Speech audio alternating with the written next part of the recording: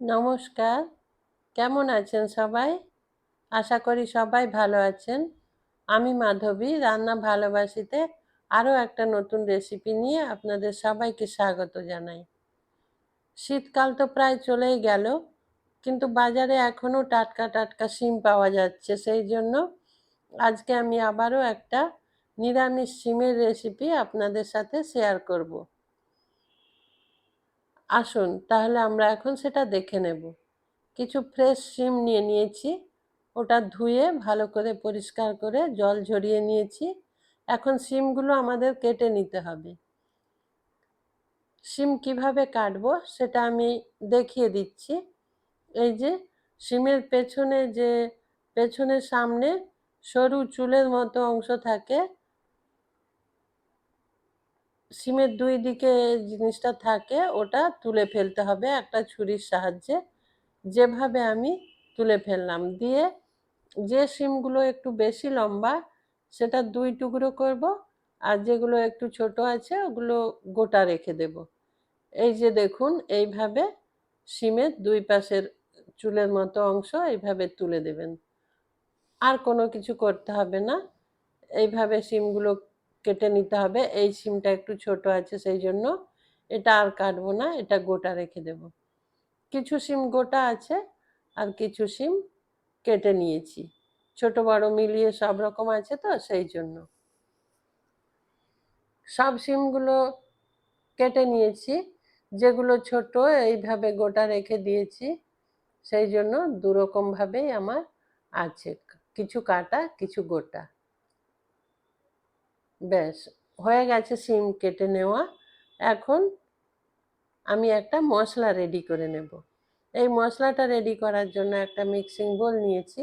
Mixing বোলে 1 চামচ জিরে দিয়ে দিলাম, আর সাদা সর্ষে দেব 1.5 চামচ দেব, 1 চামচ আর হাফ চামচ দিয়ে দিলাম, 1.5 চামচ দিলাম। আর একইভাবে পোস্ত দিয়ে দেব 1.5 চামচ।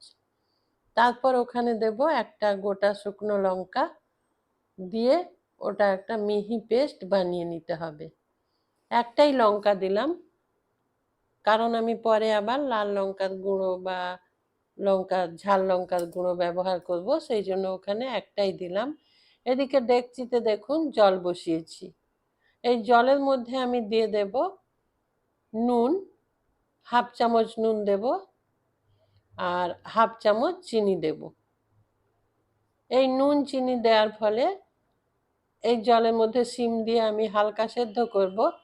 নুন চিনি দেওয়ার জন্য শিমের কালার কোনো চেঞ্জ হবে না, শিমের কালার একই রেখে আজকে আমি রান্নাটা করে নেব, সেই জন্য জলের মধ্যে ওটা দিলাম। এখন শিম একটু সেদ্ধ হতে দেব, খুব বেশি সেদ্ধ করব না, কিন্তু হালকা সেদ্ধ এখানে করে নেব। আজকে রেসিপিতে শিম আমি তেলের মধ্যে ভাজবো না, এই সেদ্ধ অবস্থায় রান্না করব।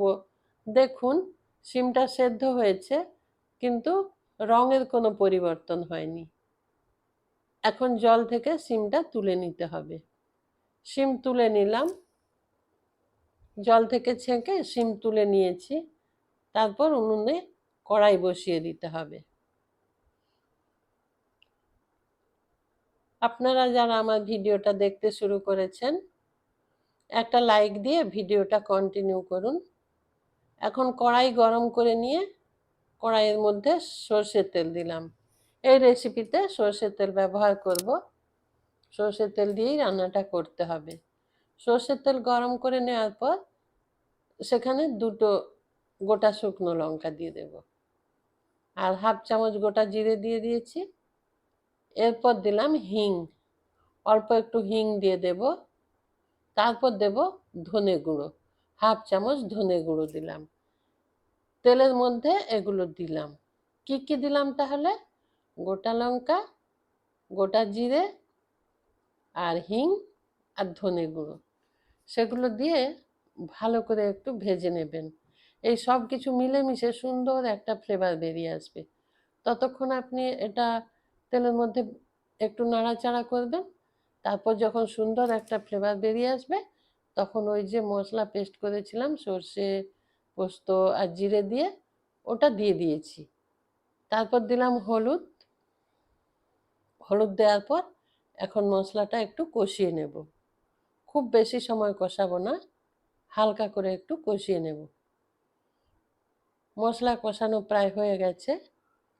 এখন এখানে বাকি মশলাগুলো দিয়ে দিতে হবে। এখন দিয়ে দিলাম ঝাল লঙ্কার গুঁড়ো 1/2 চামচ, আর কালারের জন্য একটু লাল লঙ্কার গুঁড়ো দেব। এটা আপনারা নাও দিতে পারেন, স্কিপ করতে পারেন। লাল লঙ্কার গুঁড়ো দিয়ে দিলাম 1/2 চামচ।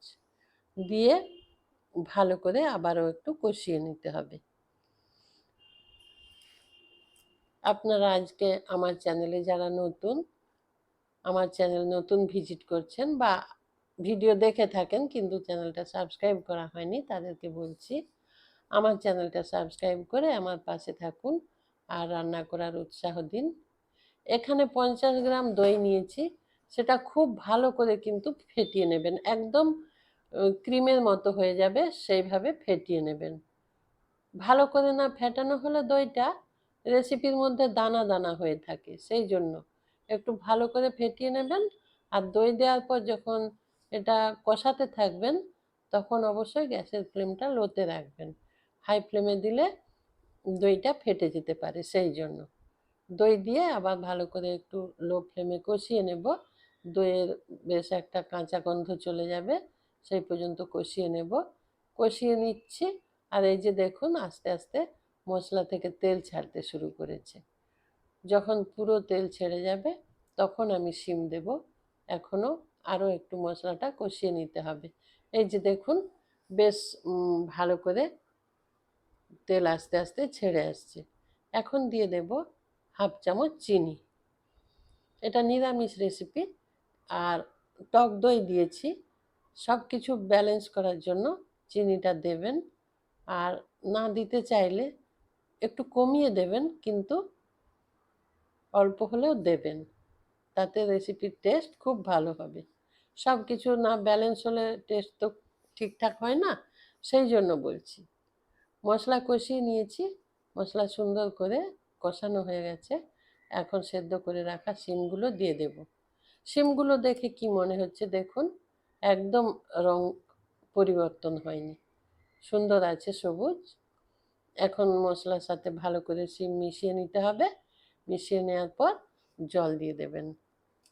চলুন আমরা এখন এখানে জল দিয়ে দেব। খুব বেশি জল দেব না, ওই দইয়ের বাটি ধুয়ে ওই জলটাই দিয়ে দেব। এটা একটু মাখো মাখো হবে, সেই জন্য খুব বেশি জল দেওয়ার দরকার নেই। আর শিম আমাদের যেহেতু একটু সেদ্ধ করা আছে, সেই জন্য খুব বেশি জলের এখানে প্রয়োজন হবে না। জল দিয়েছি, এখন এটা কিছুক্ষণ রান্না হতে দেব। কিন্তু এটা আমি ঢেকে রান্না করব না। ঢেকে রান্না করলে শিমের কালারটা পরিবর্তন হয়ে যেতে পারে, সেই জন্য এটা খোলা অবস্থাতেই ফুটতে দেব কিছুক্ষণ।